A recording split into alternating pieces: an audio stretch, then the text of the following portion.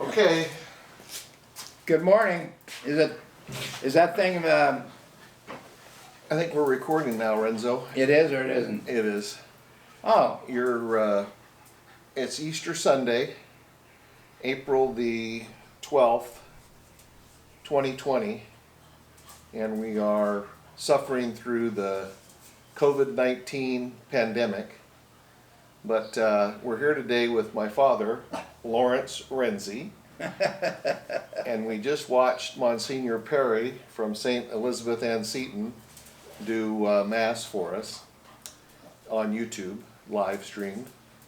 So what we're going to do today is take about 20 minutes and just talk about what's been going on. And right now we've got Wayne and Wade Kirschman's potatoes, some carrots and onions, baking in Dad's oven, what temperature you having? 350. 350 degrees, okay. And I just put a rack of lamb in there. So that's gonna cook for the next 20 minutes and then we're gonna go check it out. See, do you like your rack of lamb, you like it medium or medium rare? Medium, fine, I don't know, lamb. Okay. But where did you get that rack of lamb, at Costco or I at, got it at Vaughn's. at Bo Vaughn's carry those? I've had it in the freezer for about a week. Dad's dog back here is coughing up a lung, if you can hear that coughing. Hey, That's Roxy. she's choking. Yeah, she's She's fine. gonna go out there and look at how fat she is. Yeah, okay, let's look over here. We've got St. Francis of Assisi behind my dad's head. And we're gonna talk about, I wanna ask you about Easter's here on the patio. When Mom, we used to set up the tables and chairs. Do you have any recollections of Easter here on the patio? I remember having a table here that filled this whole part here. Yep. And the only thing I ever remember who was here was, remember Regis Coyle? His mother and father were here at the time.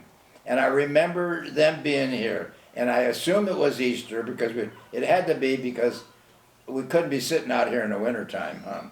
I don't even remember them being here on Easter, but that's, you know who I remember?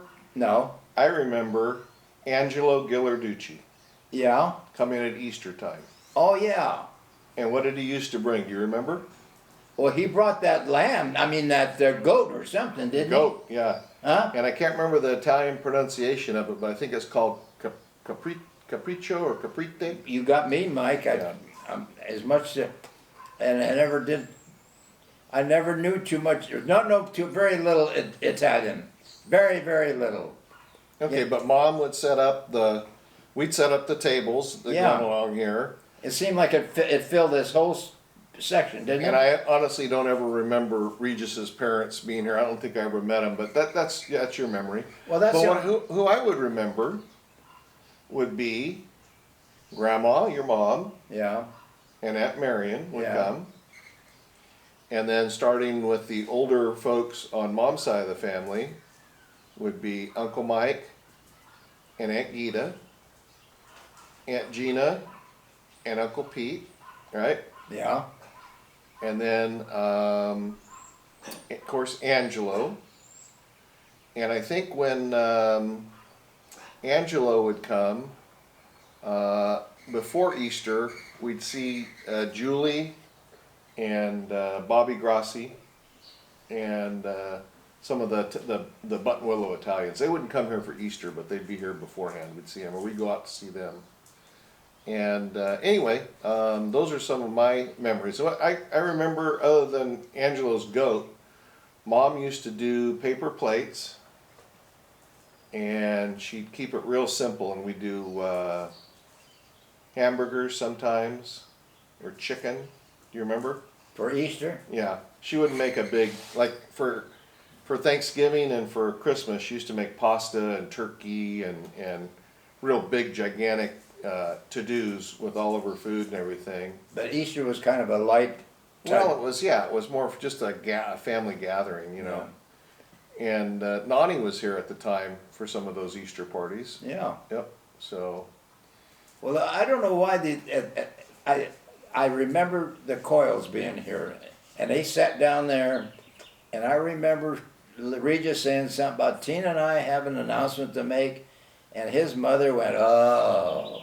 She thought they were talking about maybe about getting married, but I have no idea what the announcement was. But for some reason or other, that's I remember. That's kind of a memory I didn't expect from you. But anyway, this is unexpected times, huh? I don't remember. I remember getting together with the family a lot. How I used to, if it was like a holiday like Thanksgiving or Christmas, the kitchen, everybody would be in the kitchen. Aunt Gita, Aunt Gina, Yep. Mom, and I'd go in there and I'd do something that kicked me out. You're in the way. It was small. The kitchen was small. Well, for that, it's not small, but for that many people, it was tight. Yeah, well, I mean, for that many people, yeah. Yeah. But But that's why we used to gather out here on the patio, and Yeah. I think as when I got into the age of my late teens and early 20s, I would help barbecue. That's how I learned how to barbecue, and I'd always help with the tables and chairs. Lori and Tina would always help with Mom on the cleanup and the setup, but let's see. We got about another 12 minutes, so I got to go check the. do you remember? And I remember seeing a picture when we lived over on Palm Street. We used to gather in the garage. I remember that vaguely. You must have been up pretty small. We moved when I was around 7 or 8 from Palm Street, but I do remember setting up Tables. the garage, and the garage didn't have any. It didn't have any wall boards. It was wooden studs on the inside of the garage. That's what I remember about it. But go ahead. But I vaguely remember coming here down here a lot, but for Easter.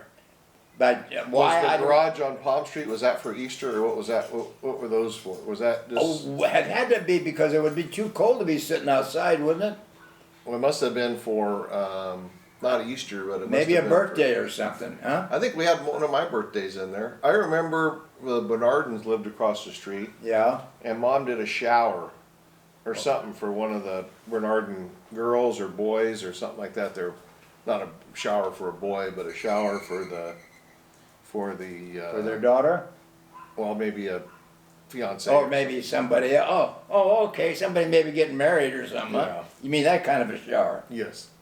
Well, honestly, Mike, I really don't remember doing much out here in the patio, other than maybe, you know what I remember about sitting out here in the pool, and I don't know, when Nanette would come and her 3 daughters would come, and they'd come over here to the pool. Oh yeah, and Mom made dolls for them.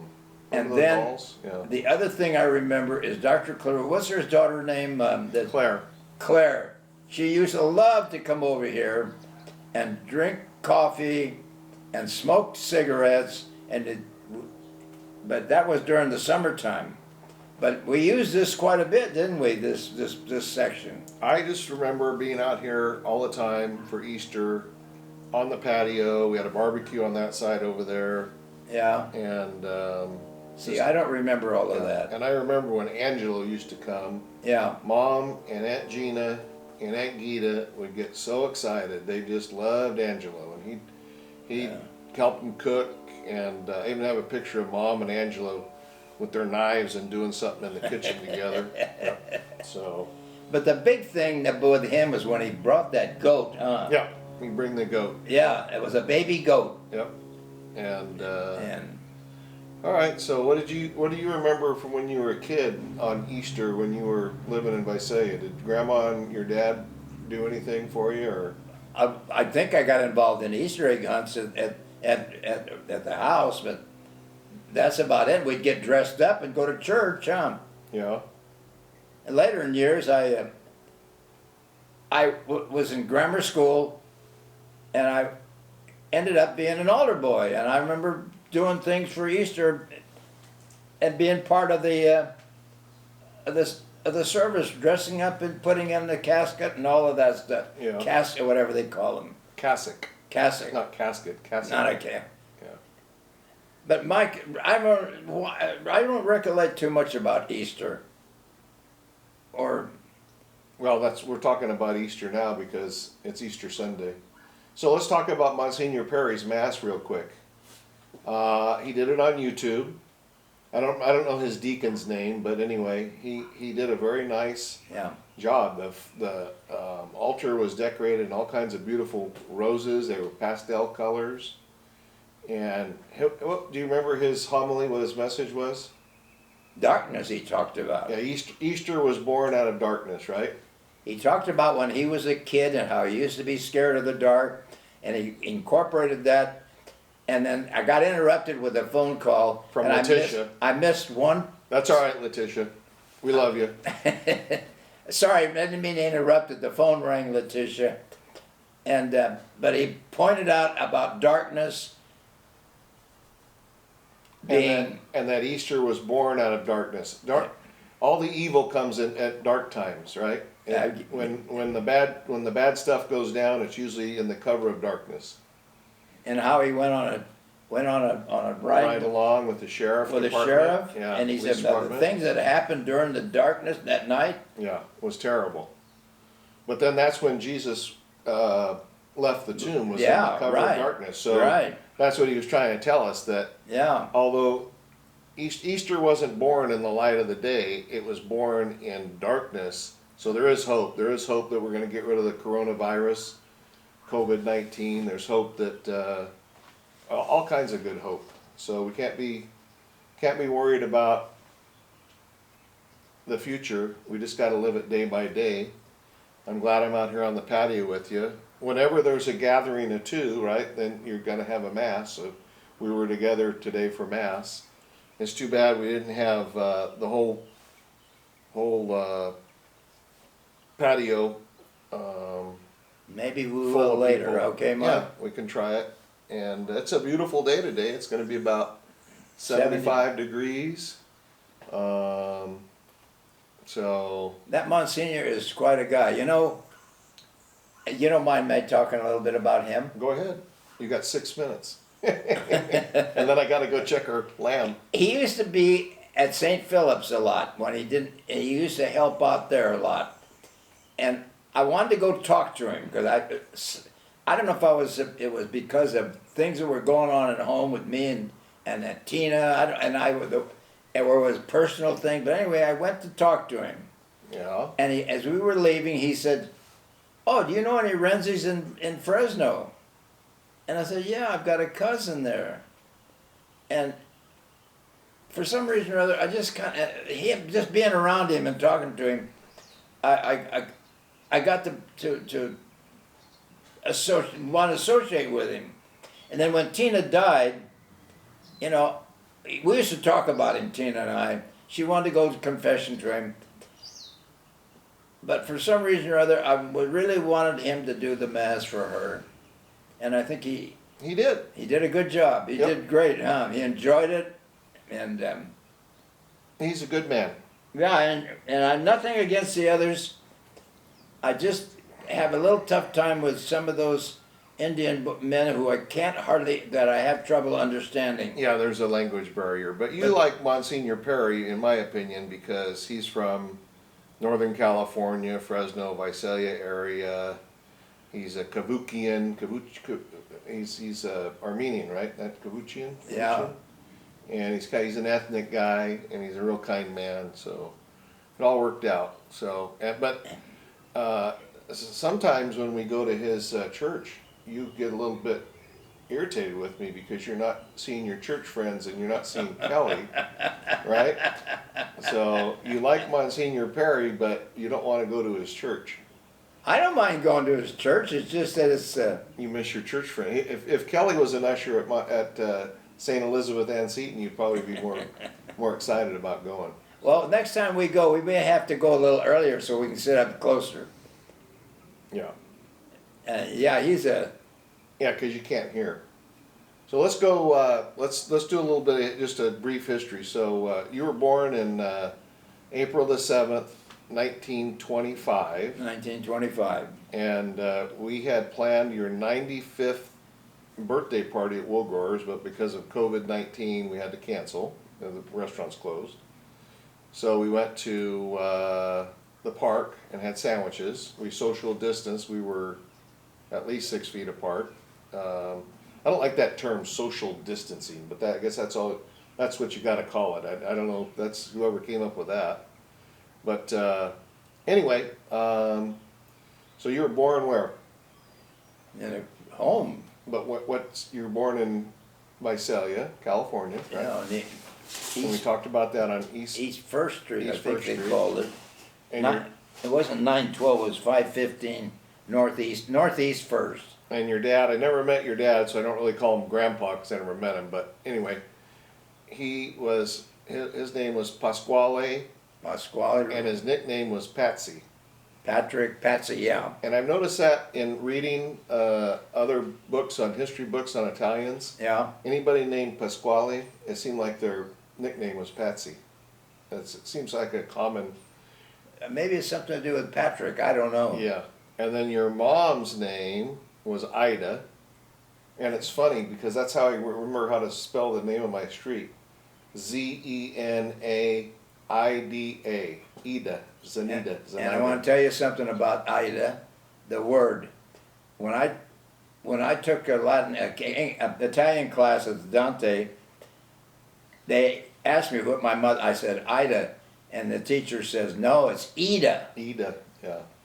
And there's an opera or something, Ida, like that. So you were born in 1925, and then you had a sister, which my Aunt Marion was born when? About 7 years later than you? Seven or eight years? I think there was another child born a male, but it didn't, it was either stillborn, I'm not sure. Uh-oh, there goes my phone. So Anyway, you may have had a brother. may have, I don't know. Hello? It's Lori, it's your daughter, Lori Hale. Hi, Lori, we're out here in the patio, enjoying the summer, the weather. Talking old times. Can you hear me? What's going on? I just wanted you to know that later today, on Channel 7, the 2019 Masters is showing, and they're live interviewing Tiger during the whole, Oh, that'll be interesting. now they're on 6. 2019 Masters is going to be on the final round today, Oh, yeah? and they're going to interview Tiger, and they're on hole 6. So. Okay, are you cooking for him? Is that what you're doing? Yeah, we're getting ready to pull the leg of lamb, not the leg of lamb, the rack of lamb out of the out of the oven right now. In fact, I'm walking up there to go do it. We're sitting on the patio, talking about how we had our Easters out here on the patio back in the Ask her if old she days. remembers any of that. Yeah, so Okay, is he enjoying himself? I'm sure he is. yes, so Okay. bye. All right, another interruption there. So then Aunt Marion was born, and then you went to high school in Visalia, and you went to Redwood High School. Yeah, but it was called Visalia Union High School. Oh, excuse me. Okay, so it was Visalia Union High School when you went to school there, but it was called Redwood afterwards. When they built another high School. Okay. they called it Mount Whitney. Yep, and then Redwood and Mount Whitney. Those are two powerful football teams, as I remember, in this recent day and age. And then, after high school, you went to junior college at College of the Sequoias. And they called it was Visalia Junior College. It wasn't called College of the Sequoias so until things were later. changing. And what was that? Did you ever work, or did you ever do anything at Merle's Drive-In? Was that I did it Merle's? across the street from the high college. There was a drive-in. Was it Merle's? I don't know if that was for name of it or not, but I think it was when I was living in Visalia. I worked in the kitchen and I and I worked late, and I remember riding my bicycle to work, Uh-huh. and it was a long ways from way out there to where we lived on. That is a long ways, because you showed me where your house was. That's a long ways. You were tough.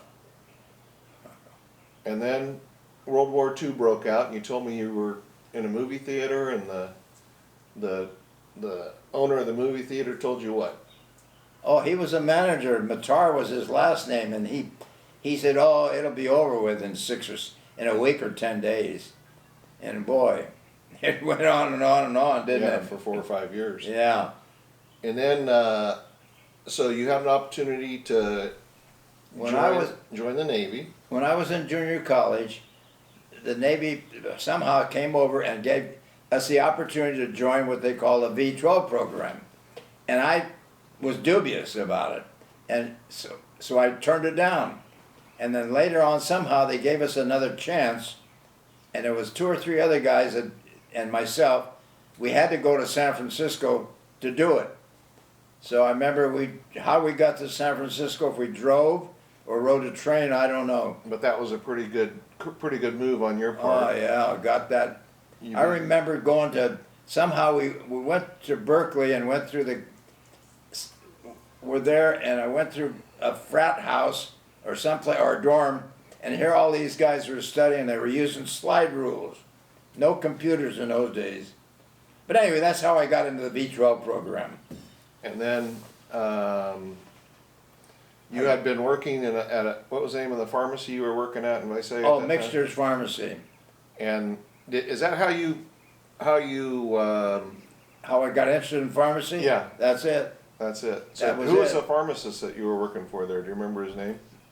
I don't know his first name, but Mixture was his last name. Oh, okay. And Did he kind of take you under his wing and show you stuff? we were good customers, and my mother somehow got him to give me a job. Oh. And I used to work in the pharmacy, and I delivered on a motorcycle. Was it a Harley? I guess, I don't know, that or an India, I don't know. Oh, in India?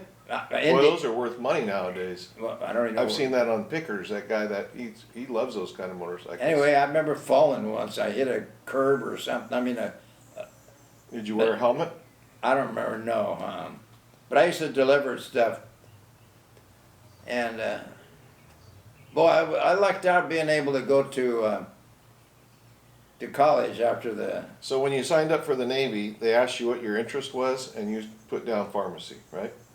I guess, yeah. And then I remember going to, USC. I got on a bus and went there and I took a cab. Can you imagine that, to the camp, to the office there? And I don't remember, but I got assigned to the Navy. They got uniforms, and we used to have to get up early in the morning and do exercise. While you were going to school. Yeah, and then we were kind of like in a boot camp, but Yeah. All right, we're gonna pause right now. I gotta go check the lamb. okay, And would you like a water and a 7-Up to drink? just water is fine. All right. There's some small bottles. Yeah. All right, and a straw. You want to bring me a straw? You know where they are? Yes. Huh? Yes. All right, just a minute. Let me turn this thing off for a second. All right, Mike.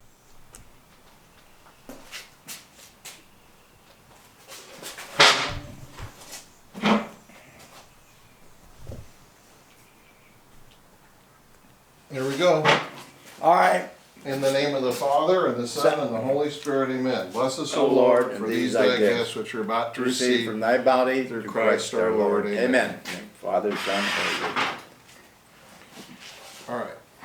Let me pull your chair up. Wait a minute. There we go. Thanks. All right, here's, I burnt the bottom a little bit, so. That's all right. What a minute. That's good.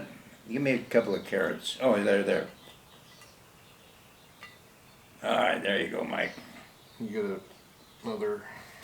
And then, Ooh, those are. let's get them with my fingers. You like them well done, or? there you That's go. good. Fine. Might be. Huh? That might be too much, but that's fine. Eat what we can. Why don't I just put one of those pieces of meat back on there? Just eat it. Huh? Just eat it. You're gonna eat Okay. it. All right. Gee, smells good. Once again, what do you think I'm gonna feed you? Hey, boy, Dog food? you're right. How long did you bake that, Mike? In 40 minutes? I don't know. Till it was done.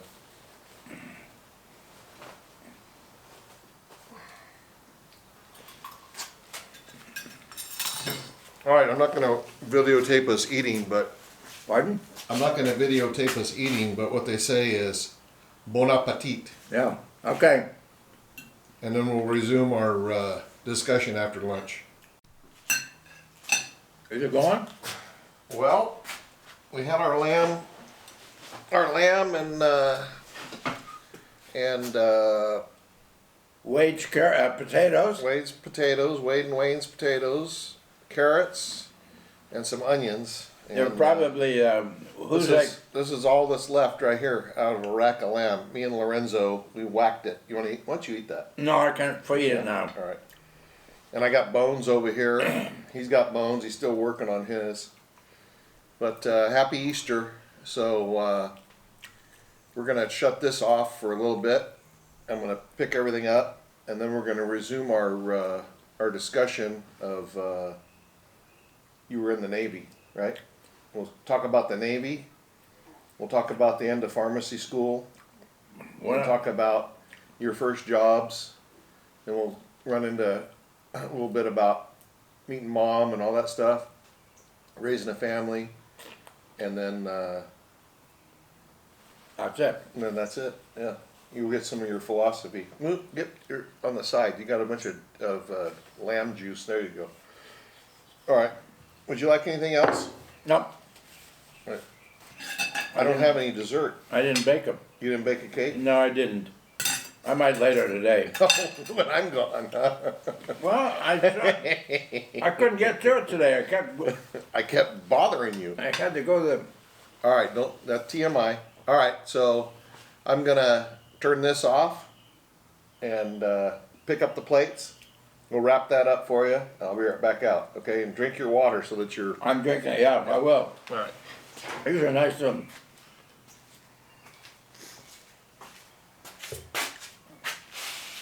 Very nice day today, Mike. Beautiful day.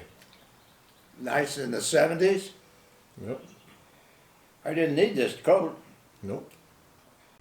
All right. What are you gonna show me? Brenda sent this. Happy National Sibling Day. Love looking at all these old photos. Look at those. Oh yeah. Remember those? Huh? Stevie and Pascal and That must be true. Jermaine, Bernadette, and, And Shelley. Michelle, yeah. Cool. That's Wh- nice. Whenever I get something, it's there, but you see a thing, and then it's gone. It must be on Facebook, huh? Yeah. Anyway, I don't know. darn it. I gotta get some water. Yeah, I don't know how. I don't do a lot of Facebook anymore. I used to a little bit. Well, I don't know either. But, I just get a lot of things. All my high school girlfriends keep chasing me on Facebook, so I had to shut it down. Well, anyway, let me tell you, when I got to USC, I was for a year and a half, I was going to school, going to pharmacy school, but also I was a sailor and wearing Navy uniforms. And then I got assigned to a midshipman's class at Notre Dame in South Bend, Indiana. And that's how I got to be on the campus at Notre Dame, not as a student, but the Navy had a special building made where we went to midshipman school, and I got to. And let me interrupt for just 1 second. When I told John Soper that, who went to Notre Dame, Yeah. he says, "Boy, the Navy sure saved Notre Dame during the war years because they were probably going to go out, Oh. and they needed financial assistance. So the Navy put their sailors like you on campus there and probably paid Notre Dame, Yeah. you know, to." But he knew all about that. That John Soper, he's a nice young man. But anyway, that's what he told me. But They go ahead. they evidently did that at I don't know how many colleges, because my cousin in Fresno was in the program too, but at a different school. And your cousin's name was Clement Renzi. Clement, yeah, And he was your uncle Clement's oldest son, right? not as old as. Next oldest. He had a son named Gabriel who was older, Okay, never met. and then I think Eleanor came next as far, and then Junior. They called him Junior because he was the same name as his dad. Okay, keep talking. I think the thing's a little bit too dark, but go ahead, keep talking. Anyway, he was in the Navy VTRO program also. Yeah. That was a great thing, boy, I tell you. And from there I got assigned to to a amphibious thing. We went to Florida at a town named Fort Pierce, Florida. And it was on the coast, and we were using LSVPs, learning how to. And is that the vessel where the boat, where the door would fall down in the front and In the the front, soldiers yeah. would go out? Yeah, So when I went to Normandy with Tammy, yeah. they talked about those boats, and they called them Landing ship vehicles, I think they call them. Higgins boats, because the man who manufactured them, his name was Higgins. Oh, that I didn't know. Do you remember, were they made out of plywood? Do you remember? He said they were made out of just like No, plywood. these were steel Or steel. iron, yeah. Maybe you had a different vessel. They had so many different ones of them. You know, they had different ones. The ones they said they used at D-Day, this guy made 20 or 30,000 of them during the war. Oh, no, I don't. And his name was Higgins, and they were on LSTs, landing ship tanks, yeah, like you right, had. yeah. But again, you know, there's different types and different models and things like that were made during the war. Anyway, me and this Greek guy were both ensigns, and we both had two of these vessels in charge of two of them. Mm-hmm. And they were on davits, or whatever they call them, and they. Anyway, Your LST was like 985 or something like that. number 985. Yeah. Were you assigned to that when you were learning how to operate these landing boats? Yeah, they were in from Florida after I got not from Florida, from South Bend, Indiana. I went to Florida, and from there we went to Norfolk, Virginia, and got in the this 985 was docked there. Okay, so and was it a brand new ship? Evidently, Because they made it hundreds of them or thousands of them during the war. yeah. And so from there we sailed and went around south and through the Panama Canal. This is after your training. Yeah, and then from there we went to a place. I think we went to Mare Island, in the Bay Area, and inside inside they had a huge area where vehicles could go in. Or what they did is they built all these wooden things where they put all these ammunition, bombs, and all this stuff. So your ship became an ammunition carrier. Yeah. It didn't carry any vehicles at the time. No, just no. But we went to Hawaii and docked and anchored outside, excuse me, and never got a chance to go ashore. And then from there, I don't know, we were headed for Guam. I mean, not Guam, but we were headed for an invasion, I guess. Approximately what year was that? Was it 1944? When you were in Hawaii, do you think it was in 44, or was it as late as 45? Well, whenever, it was just shortly before they dropped the bomb. So it was 1945 then, huh? Yeah. Yeah. Because we were, I didn't know where we were going. They didn't. Didn't know there was going to plan an invasion. Hey, shush. There must be somebody back there. There is. They're having a party back there. All right, so you were in the South Pacific on your ship. When they dropped the bomb. How did you hear about the atomic bomb being dropped? Somebody came in and we was in the room an area where we had the mess hall, I guess. Said something about they dropped them. Told me about it. Now, did you? I mean, it's like there was no such thing as an atomic bomb back then. How was it explained to you?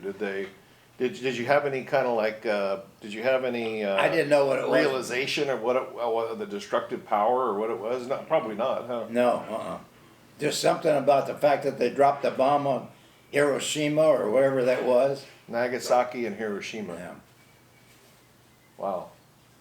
And they said the war was coming to an end. Huh? And from there, they sent us to Guam, and we took that LSD up. Let me back up for 1 second. While you were sailing in the Pacific and on this vessel, you were an officer. I was an ensign, yeah. How many officers were on your vessel? Probably me and the other ensign, and then probably maybe six, maybe a total of 8, I think is what there was. And then you had the enlisted men, the sailors, right? Yeah, About how many were on the ship? probably 80, 100, I don't know, Okay. Mike, I don't remember. And then, Guys that were cooks and guys that were in machinists and, but you had told me that you ate separately from the enlisted men, right? oh yeah, we were officers.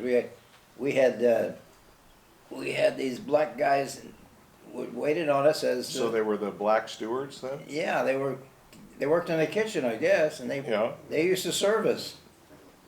And that was their job in the Navy. The They black were- people. There weren't any black sailors, right? They were sailors, yeah. Oh, they were sailors Yeah. too. Oh, they were sailors. But Yeah, there were no segregation. I don't mean that. There was no. Everybody on there was in the Navy. But if you were black, you weren't. Were you a different type of a sailor? I'm not trying to be racist here or anything like that. But didn't they have the blacks and they segregate them from the? I don't remember if they Caucasians? slept different places or not, Mike. I don't think so. Oh, okay. But they worked in the. They were designed people that did the Cooking. cooking and the served feeding and. Oh, okay. But they were no discrimination. Hell, I don't think we were buddies, but Well, you were an officer. I think So- but we were so close knit though with everybody. Yeah. So while you were on board ship, did you do like watches or things like that? Oh yeah, we'd have duty certain hours. Yeah, it's different. I don't remember how long they were, 6 to 8 hours, Uh-huh. and you would be in charge. And if you were, the skipper or the guy the guy in charge of he was close by if we had a problem. We were always on the lookout for enemy subs and stuff. Did you ever have a Never. encounter with anything that was dangerous? Nope, never did. You told me one time there was a mine floating in the water or something like Could that. have, I don't remember I that. thought you told me there was a mine in the water and I you guys think- shot it or something like that and it exploded. Like a mine that had broken loose and was just floating out in the ocean. You don't remember that?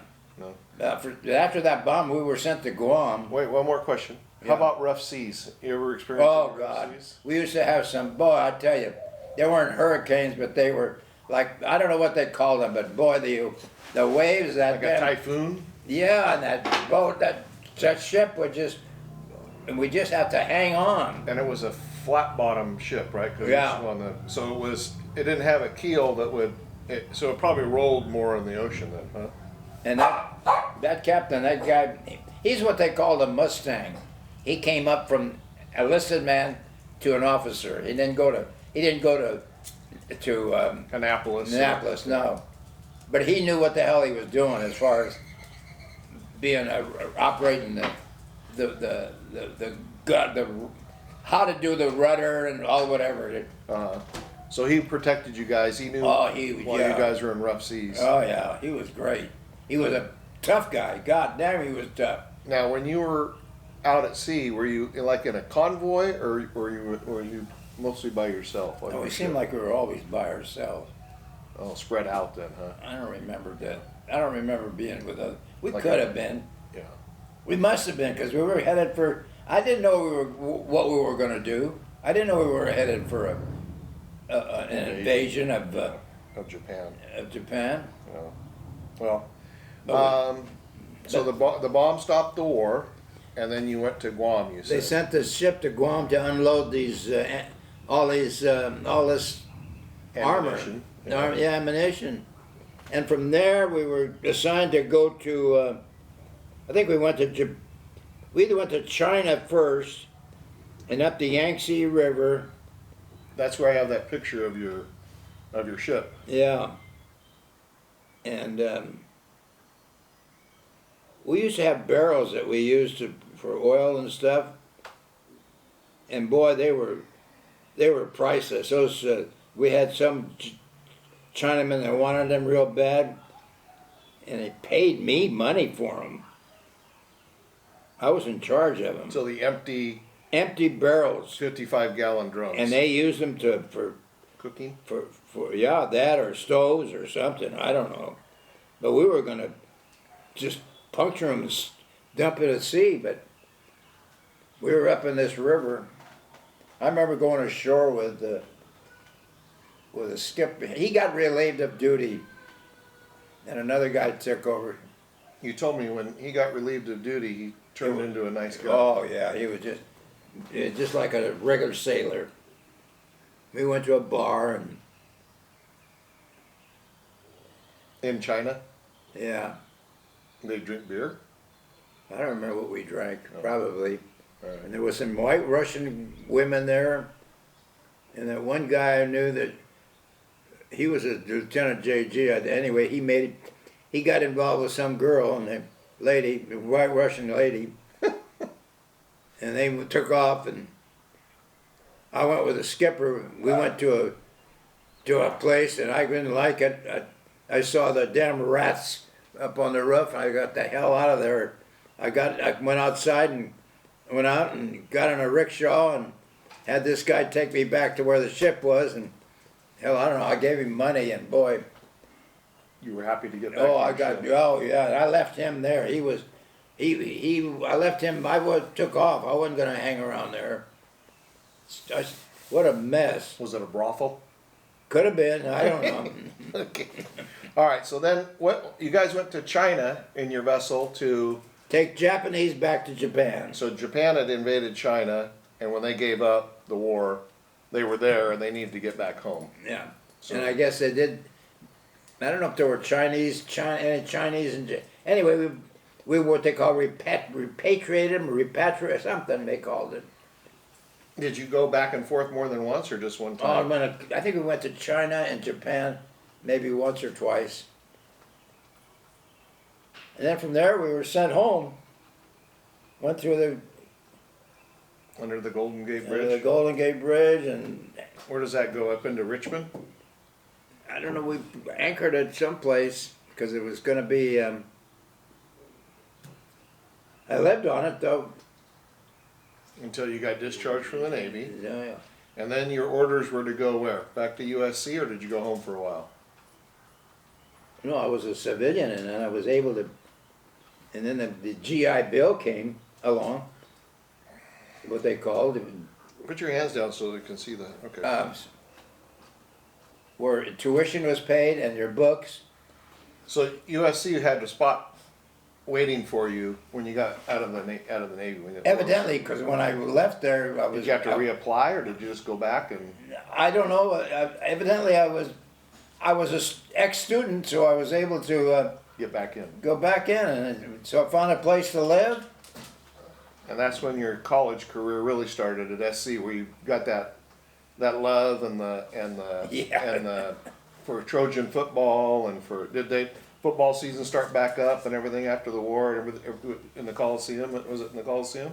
Well, things must have been going, because I remember when I was at Notre Dame, I was a sailor in midshipman school, and I remember going to a game. Oh, I see. They didn't suspend football. No, or anything. Okay. I remember going to a game or two at that stadium that they have. At Notre Dame Stadium. Yeah. Okay.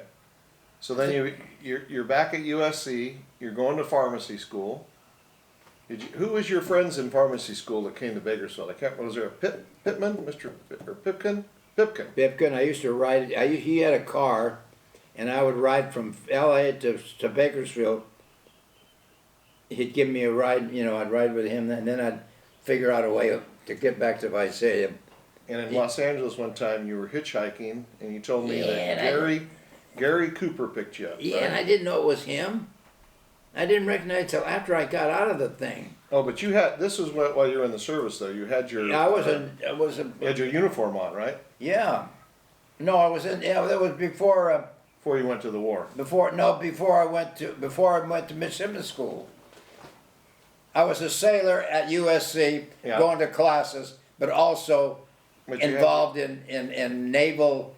And you had your uniform on. Yeah, and I had a pea coat on because it was kind of raining, and he picked me up in a little car, beautiful, he was going to the, I don't know the name of that famous cemetery up there, Forest Lawn, Yeah. I guess what.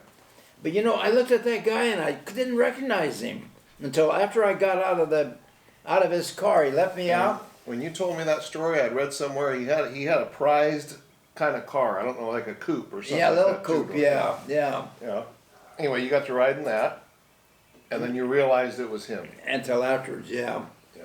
But he was nice. He was a nice guy, and talked to him. And asked me about where I was going, and I think he's an Academy Award winner. Joey I Cooper. could have been, yeah. Now, getting back to USC, your love for USC, you got to go to a lot of USC football games, Oh yeah.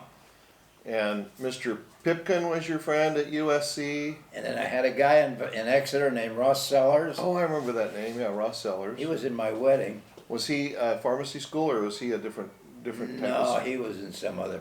Uh, He was in the. I think that the Marine Corps had a group of people too. Yeah. Same, and they must have been part of the Navy then. Oh, I see. And he was, and I'd ride back to Visalia with him occasionally because he had a car and he was from Exeter. You know Exeter? You heard of Yeah, it? Huh? yeah, Exeter. And That's right by Visalia. his parents, his dad and brother had an insurance firm there. Oh, okay.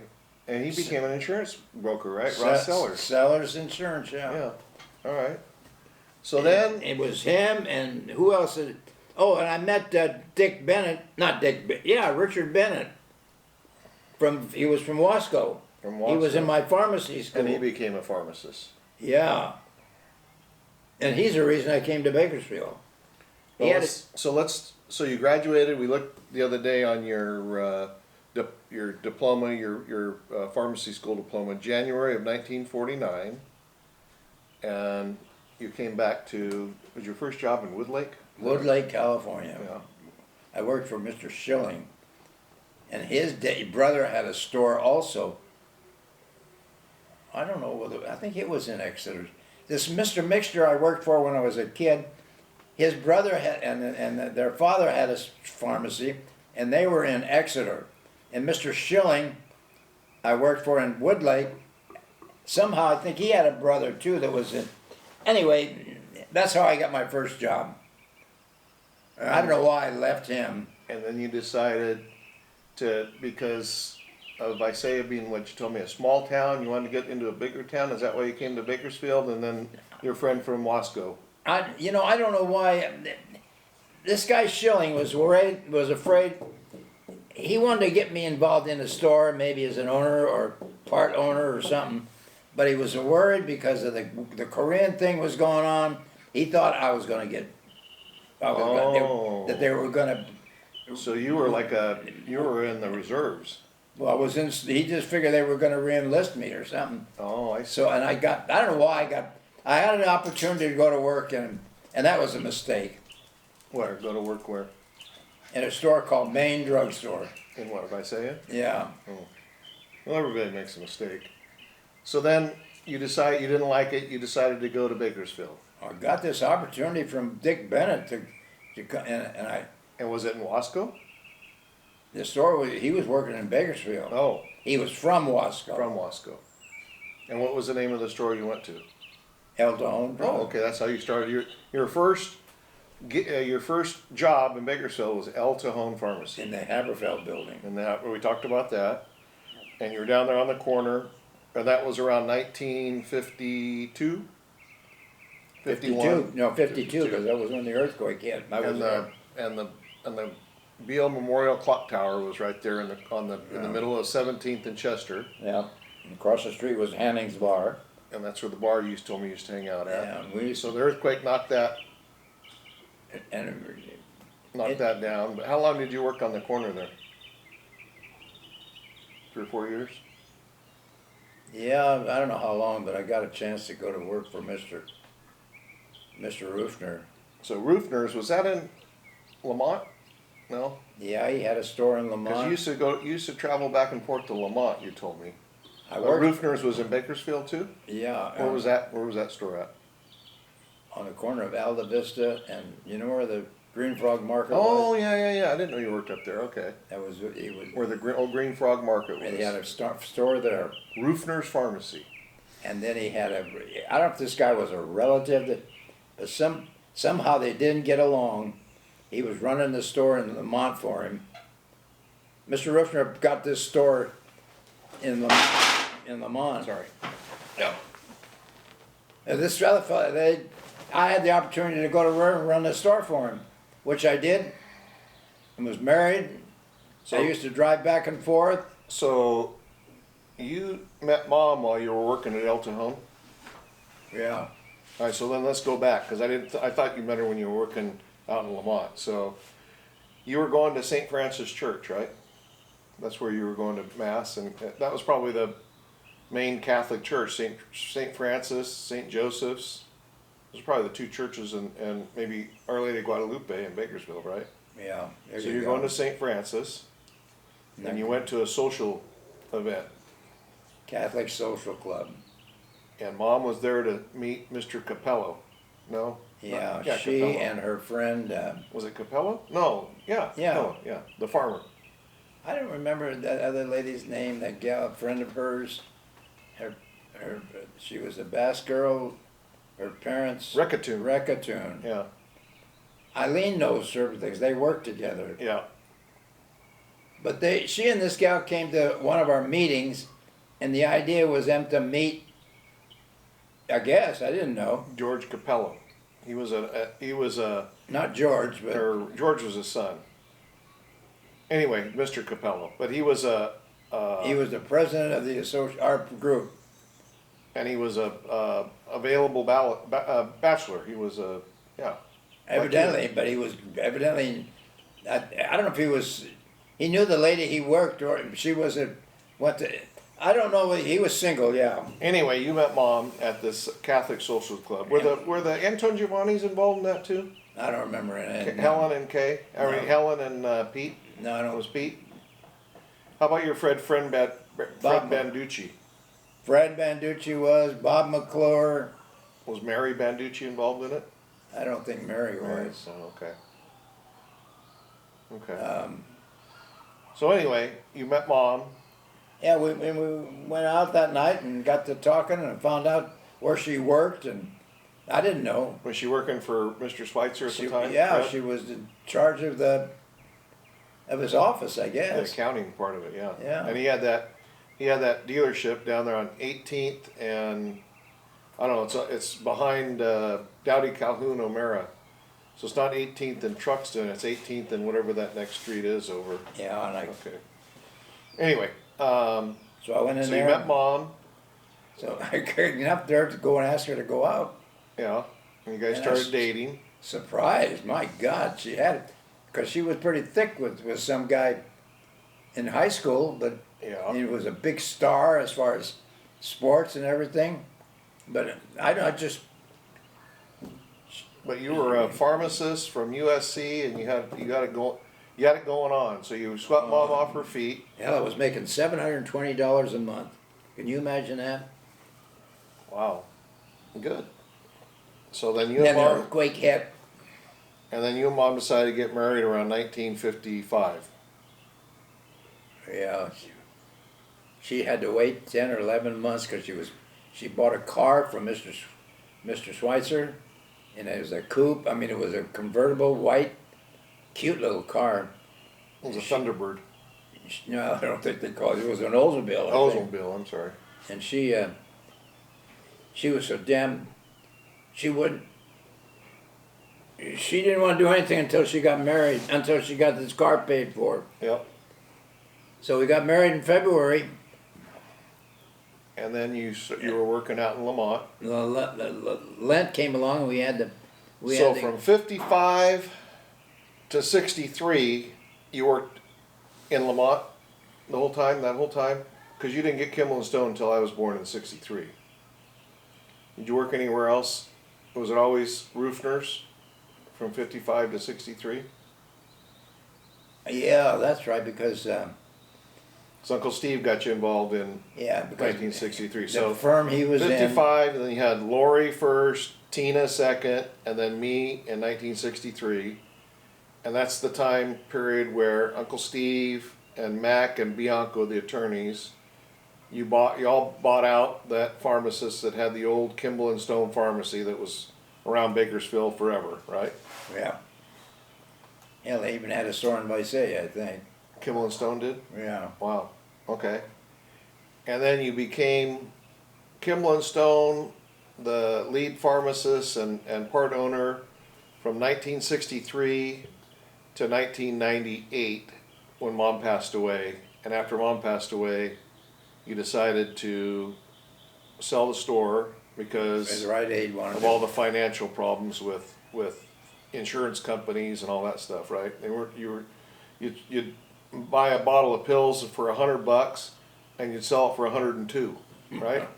They were screwing you. Yeah, Anyway, it was getting tough, yeah. yeah. And so I went to work for Rite Aid. All right, so between 55 and 63, tell me a little bit about Kimball and Stone. What was your most memorable part about Kimball and Stone? Can I tell you what it was? Getting held up? No, the customers that you had. Oh yeah, we had a lot of, yeah. You had a lot of people that depended and relied on you, right? And you made a lot of good friendships at Kimball and Stone And it was, Pharmacy. and I had nothing to do with it, but that guy before me put a drive-up window in, and I think that was the only pharmacy with a drive-up window in Bakersfield. Yeah. And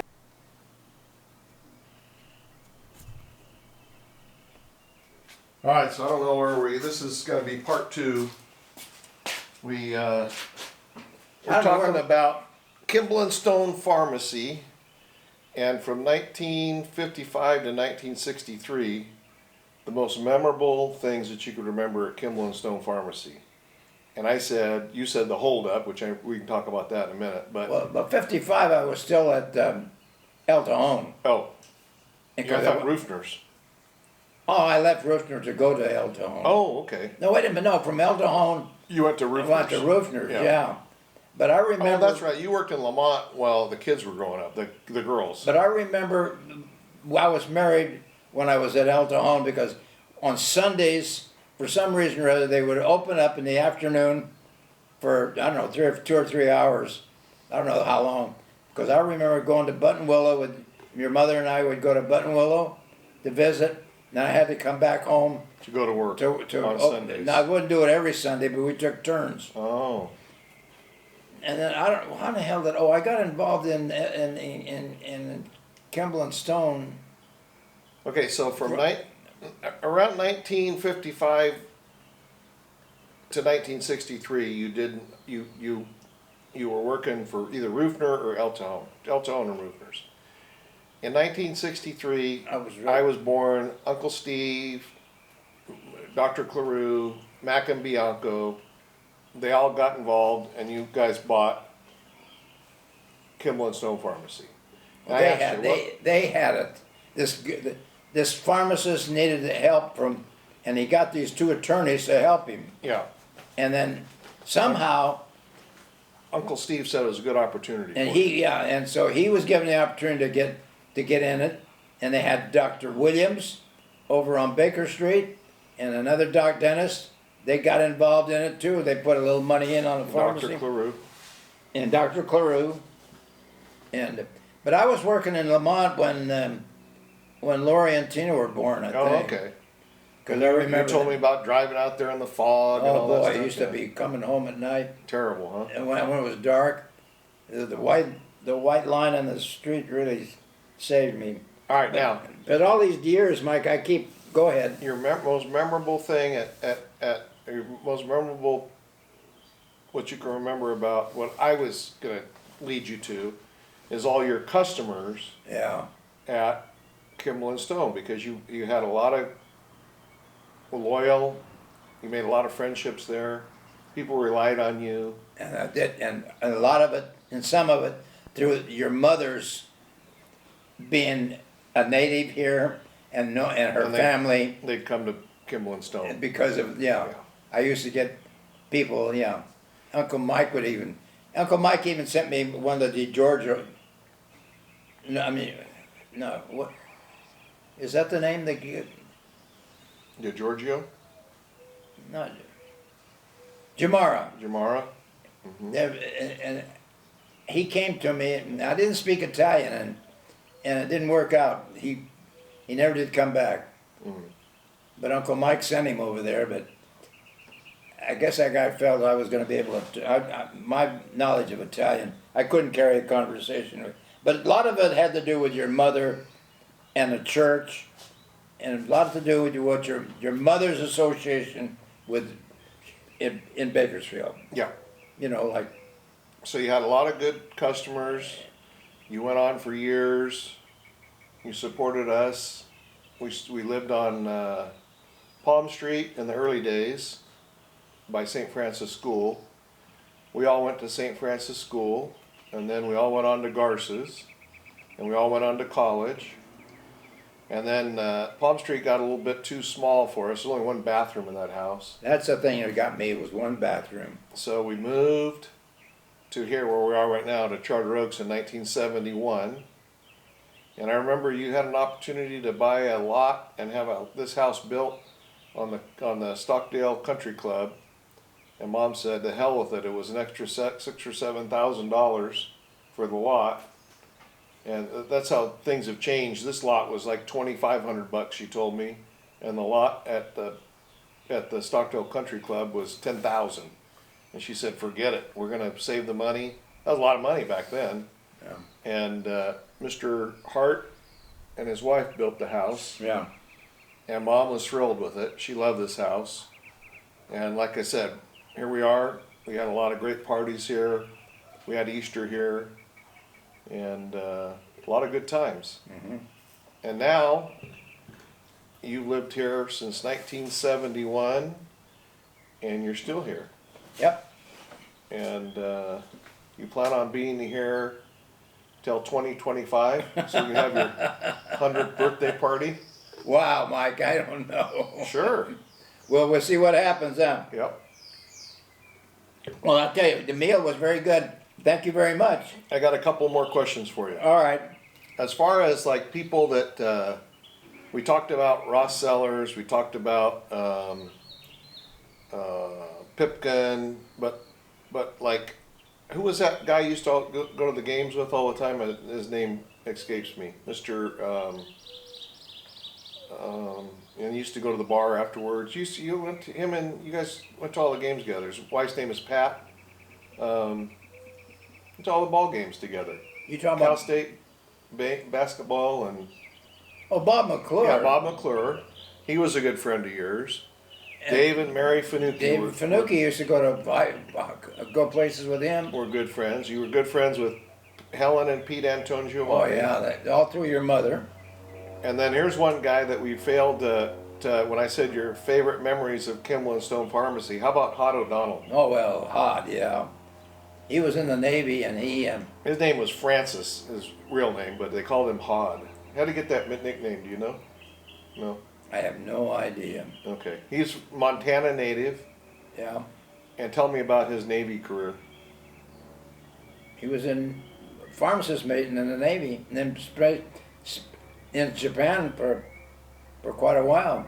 Wasn't he a medic in like in Iwo Jima and things like that? Yeah, but I don't know whether I'm not certain. I don't know much about. He didn't talk about his combat. It seemed to me like he was stationed in Japan, and if he was ever in any combat duty, I never talked about. No. Yeah. Yeah. And then other friends of yours through the pharmacy. Remember Joe Ghilarducci? Of course. He'd come in and he was deaf and he was mute, Yeah, he'd come in but there. you could communicate with him. Yeah, we'd use our hands or he'd write. He was a great. He'd come in every Saturday, wouldn't he? every Saturday morning. And then from there, he'd drive out to Aunt Gita and Uncle Mike's and sit out underneath the pecan trees. Now that I don't know about. Well, he did, because Aunt Gita used to tell me that he came from your store. That was his routine. Who else at your store that? Marge and Villarango. What was Josephine? Marge Sutton, or first it was Josephine Villarango, and then it was Marge Sutton. And I can remember going over to Josephine's house, and getting frogs. She used to live over there by Gary and Janie on North Stein Street. Yeah. And that canal was back there. We used to go get all the frogs. And I was involved, or no, not involved, but interested in her son because he was a military man and he was a gunner on one of those helicopters in Vietnam. Remember that? What was that Yeah. guy's name? Marilyn's a daughter, and John. John. Yeah. I wonder if he's still alive. I don't know. And then and Marge Sutton, and what was that Mexican kid's name that was your delivery guy, the very first guy that I used to drive around with, used to take me with him. Yeah. I can't remember his name. And then He there was- was he Mike was- Carrasco, but before that there was a guy, I can't remember his name. Oh, yeah. He was also a Vietnam veteran. I Yeah. don't remember his name. He was kind of a suave kind of guy. I don't know. He worked for you for quite a few years. Yeah. Nice guy. Used to take me around when you'd send me off and do deliveries. That's how I learned how to deliver for you. And then your good friends, the Lazzarinis. Oh, yeah. They were great customers Oh, of yeah. yours, huh? Oh, nice people. The- Bill and Rosemary. Really nice. And the Echeverries were good customers of yours. Yeah. Had a lot of good customers. Yeah. A lot of good customers. So, I think probably you enjoyed going to work every day, didn't you? I sure did. Yeah. Yep. Yep. And then my only problem was I didn't know how to delegate stuff. I figured I was the guy that wore a hat for everything that store did, Yep. and that was wrong. I remember you come home and I'd you do your deposits at night. I'd help you count the money, the change. You'd do your ordering at night. I'd do the Medi-Cal that was refused. Yeah. You But did a that lot of was- stuff at night on the but I kitchen sh- on the kitchen table right in there. Yeah, and that was a mistake. Well, hey, it's Yeah. different times, you know. Whatever.